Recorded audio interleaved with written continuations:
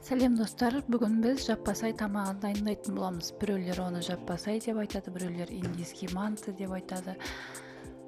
Кейбіреулер еріншектердің мантысы деп айтады. Жасалу жолына қарасақ, бұл еріншектердің мантысына ұқсамайды әрине. Ал кеттік, дайындауды бастайық. Кез келген етті аламыз, оны жуып, майдалап, турап, қызып тұрған майда қуырып аламыз. Қызарғанша қуырамыз. Қуырылам дегенше біз қалған заттардың дайындығына кірісейік. 3-4 картоп, 2 сәбіз, 2 пияз. Жақсылап, тазалап, жуып дайындап қоямыз.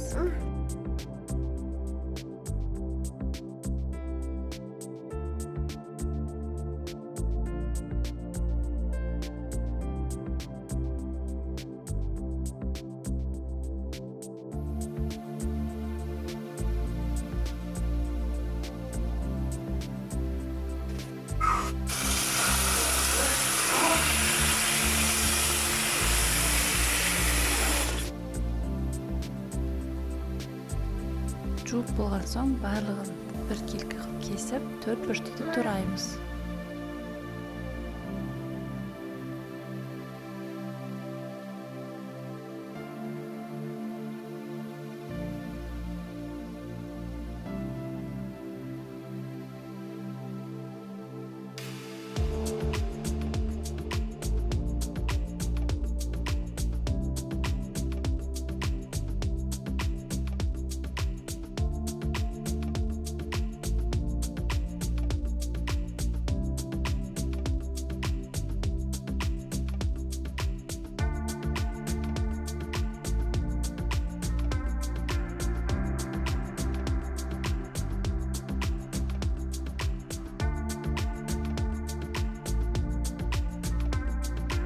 Турап болған сәбізімізді қуырылып жатқан пиязбен еттің қасына қосып араластырып қуырамыз.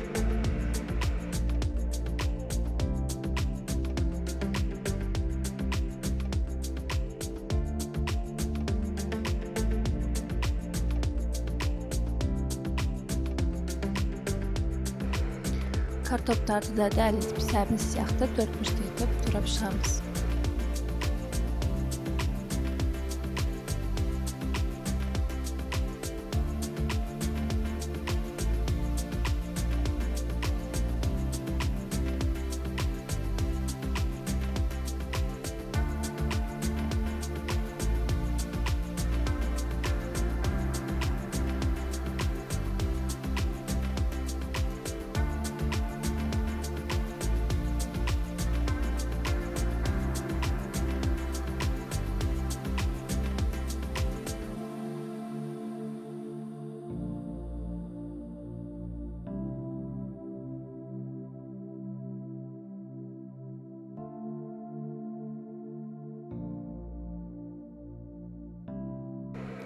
Картоптарды да қазанымызға саламыз, бәрін жақсылап араластырамыз.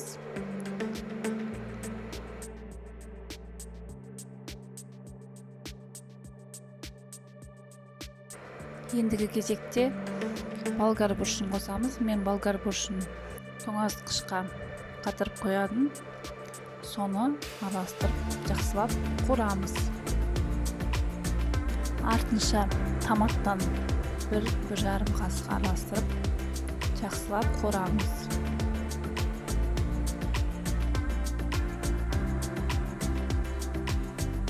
Бәрін қуырып болған соң, тұз, бұрыш өзіңіздің қалауыңызша қосасыз.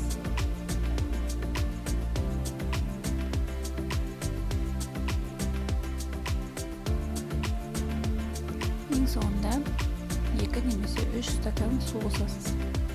Қазанның ішіндегі барлық заттары суға батып тұру керек. Осылайынша 10-15 минут қайнатып аласыз. Тамақ пісем дегенше оның қамырын дайындауға кірісеміз.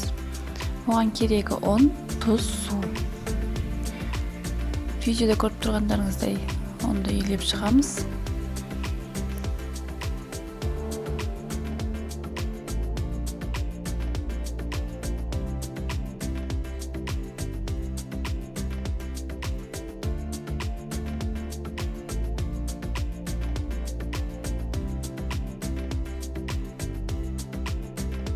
Мен қамырды бір қолыммен илеймін, бір қолыммен үймін, таза болып тұру керек.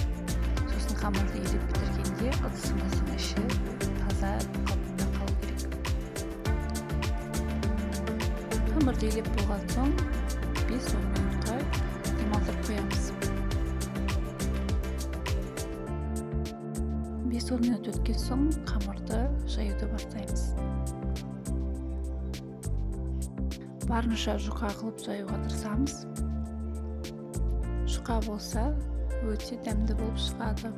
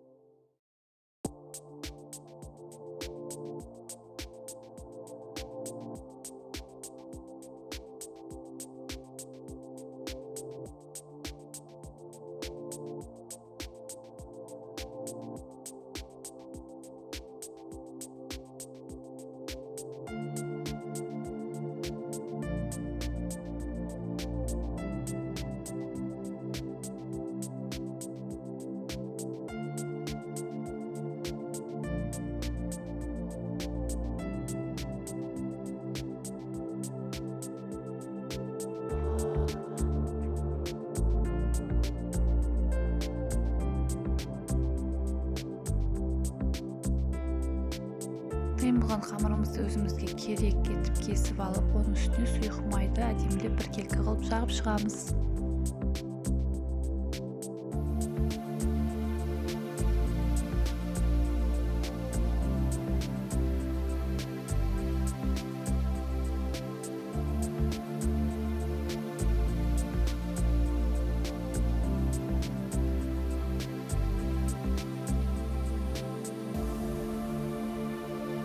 Жағып болған соң оны 4 бұрышты етіп кесіп аламыз, өзімізге ыңғайлы қазанға сиятындай қылып.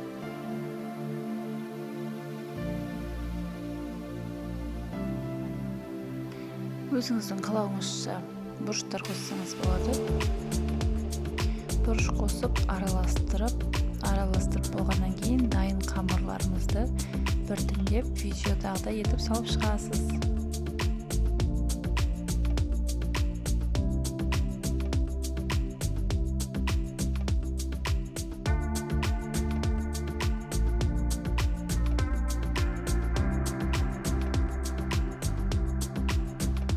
Ең бастысы қамырдың бәрін бір жерге үйіп салмай, жайып салу керек.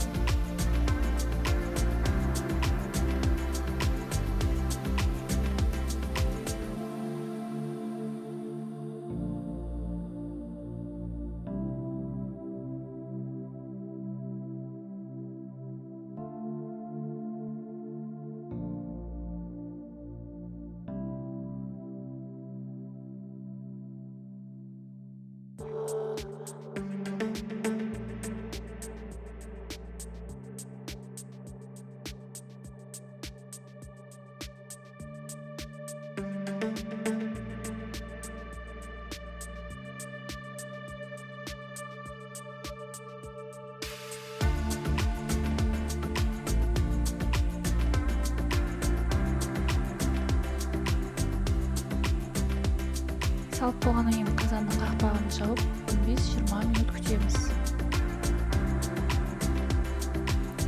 Тамағымыз дайын болды.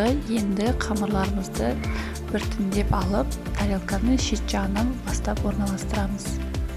Ортасына біз жасаған подливымызды саламыз, шетіне қамырларын саламыз.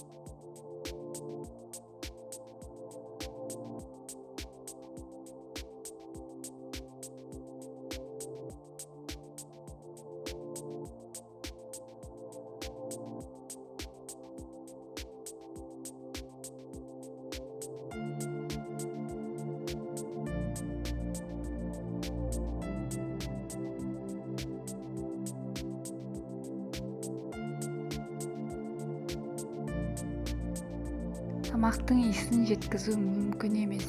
Бұны тек қана істеп, жеп көру керек.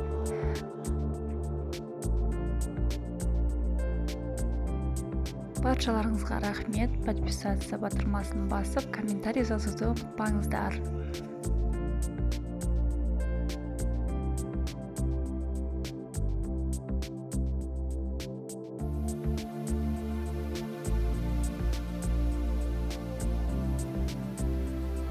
Бұл тамақты бір рет жеген адам екінші рет тағы да сұрайды.